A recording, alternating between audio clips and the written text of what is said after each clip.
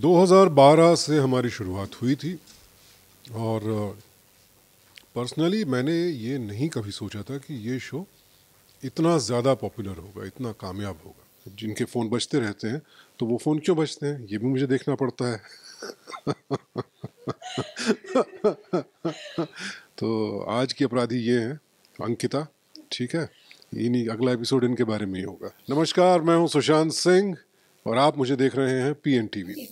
सावधान India show की जब शुरुआत हुई थी तब उसका नाम था सावधान इंडिया फाइट बैक, और अब एक नया थीम लेकर आ रहा है क्रिमिनल रिकॉर्ड। तो मुद्दे भी नए हैं, क्या बताना चाहेंगे? देखिए, मुद्दा तो वही है, मुद्दा क्राइम का ही है, क्राइम से जुड़ी स्टोरीज हैं। सावधान इंडिया जब शुरू हुआ तो इंडिया फाइट्स बैक और भी कई सारे सीजन हम लेकर के आए। इस बार एक जो नया पहलू हम ट्राई कर रहे हैं, ये अवेयरनेस का ही ज़्यादा हमारा थीम रहा है। अवेयरनेस लोगों में बढ़े और कैसे क्राइम से बच सकते हैं। उसका एक पहलू है कि जो क्रिमिनल का माइंड होता है, अगर उसको हम समझ सकें या समझा सकें थोड़ा, तो वो भी एक तरीका है कि आप किसी को देख करके उसके हाव भाव से, तौर तरीक़ों से, उसकी हरकतों से थोड़ा आप सचेत हो सकते हैं। तो इस बार हम क्रिमिनल डिकोडेड, ये सीज़न का नाम है। तो क्रिमिनल कैसे सोचते हैं, उनका दिमाग कैसे काम करता है, इसको थोड़ा समझाने की और समझने की कोशिश कर रहे हैं।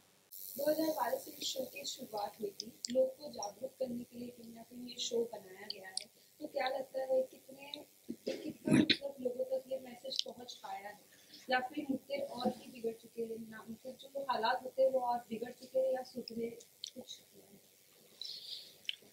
2012 से हमारी शुरुआत हुई थी और पर्सनली मैंने ये नहीं कभी सोचा था कि ये शो इतना ज़्यादा पॉपुलर होगा, इतना कामयाब होगा। तो पहुंच तो हमारी काफ़ी रही है, और सिर्फ देश में नहीं, विदेशों में भी, जहाँ जहाँ भारतीय मूल के दर्शक बसे हुए हैं वहाँ लोग देखते हैं। देश में भी मैं कई जगहों पर गया हूँ, साउथ से लेके नॉर्थ तक, नॉर्थ ईस्ट तक, वेस्ट में, तो तकरीबन सब जगह इसकी पहुंच है। तो मैं ये कह सकता हूँ, कोई शो पॉपुलर तभी होता है जब लोग उसे देखते हैं, पसंद करते हैं। तो हमारा जो मुद्दा है अवेयरनेस का, तो काफ़ी कामयाब रहा है। रही बात सोसाइटी की, तो क्राइम तो बढ़ा है, हम सब जानते हैं, और सिर्फ हमारे यहाँ नहीं, पूरी दुनिया में बढ़ा है। उसे रोकना तो खैर हमारे जैसे किसी प्रोग्राम के वश में नहीं है, ये तो प्रशासन और सरकार ही कर सकती है। पर हमारी जो मुहिम है वो अब भी बरकरार है। तो जब तक क्राइम रहेगा तब तक क्राइम से सचेत करने की कोशिशें भी जारी ही रहेंगी। तो हम आपकी सेवा में तत्पर हैं। हम बड़े पोजीशन पर होते हैं तो हम अगर आवाज उठाते हैं तो लोग हमारी बात सुनते भी हैं, लेकिन आप जिस इंडस्ट्री में हैं, ऐसे आप जिस इंडस्ट्री में हैं, आपके जैसे और भी लोग हैं जो इस इंडस्ट्री में, बट वो मतलब बेबाक होकर मुद्दों पर आवाज नहीं उठाते जैसे कि आप उठाते हैं।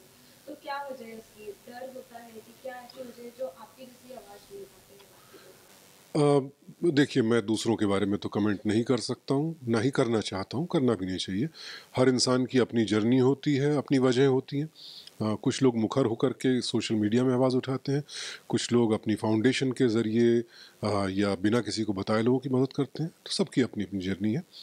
मैं सिर्फ अपनी बात कह सकता हूँ कि एक तो ख़ासकर ऐसे प्रोग्राम से भी जुड़ा हूँ जिसका उद्देश्य ही है अन्याय के ख़िलाफ़ आवाज़ उठाना, फ़ाइट करना, और मैं ऐसा ही रहा हूँ हमेशा से।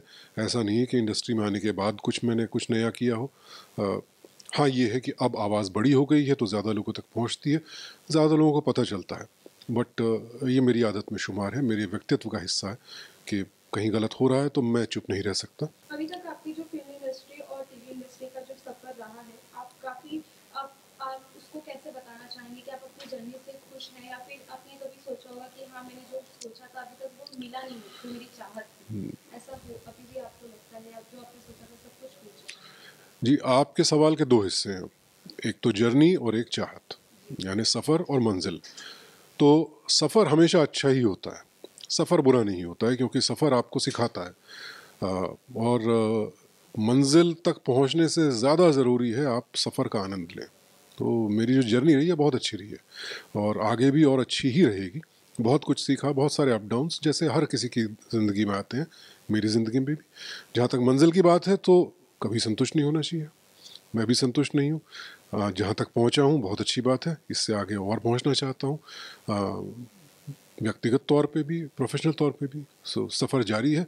मंजिल तो जब सफ़र ख़त्म होगा अपने साथ, तभी पता चलेगा कौन सी मंजिल मिली। बात करें आपकी शूट की, तो शूट की तैयारियां कैसी होती हैं? कुछ इस पे दिखाना चाहेंगे, बताना चाहेंगे? बैकग्राउंड में भी आपके दिख रहा है जो क्रिमिनल को कैसे पकड़ते हैं हम रियल लाइफ में, वैसा आप पीछे जी साइड तो दिख रहा है, इसके बारे में कुछ बताना चाहेंगे? जी, देखिए ये एक सेट है, ये कोई एक्चुअल क्रिमिनोलॉजिस्ट की या साइकोलॉजिस्ट की लैब नहीं है, ये उसको हमने रिक्रिएट करने की कोशिश की है।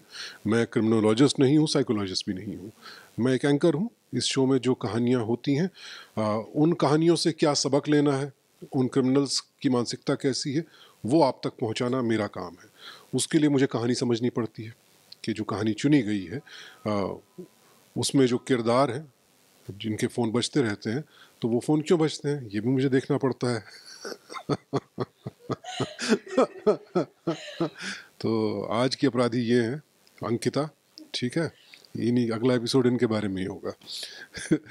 तो तैयारी में मैं कहानी सुनता हूँ, समझता हूँ कैरेक्टर्स को, उनकी परिस्थितियों को, और फिर डिस्कशन होता है क्रिएटिव्स जो हमारे सेट पर रहते हैं उनके साथ। लैंग्वेज पर काम होता है कि जैसे अब हम साइकोलॉजी की बात कर रहे हैं तो कोई भी गलत टर्म ना कन्वे हो, हम किसी को वर्ग विशेष को, समुदाय विशेष को, किसी को हर्ट ना करते हुए भी अपना सच जो है सामने रख सकें। तो काफ़ी है, इसको एक छोटे से वक्फे में समझाना बड़ा मुश्किल है, बट जो करता हूँ वो आपको पर्दे पर दिखता है और सही ही दिखता होगा, इसलिए आप पसंद करते हैं।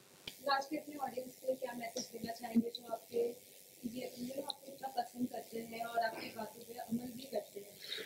जी, मैं तो थैंक यू कहना चाहूँगा कि आपने इतना प्यार दिया, इतना सम्मान दिया कि मैं इतने लंबे समय तक इस शो से जुड़ा रहा और फिर आपके सामने आ रहा हूँ, क्योंकि आप लोगों ने छोड़ा ही नहीं, वापस बुलाते रहे तो मुझे वापस आना पड़ा।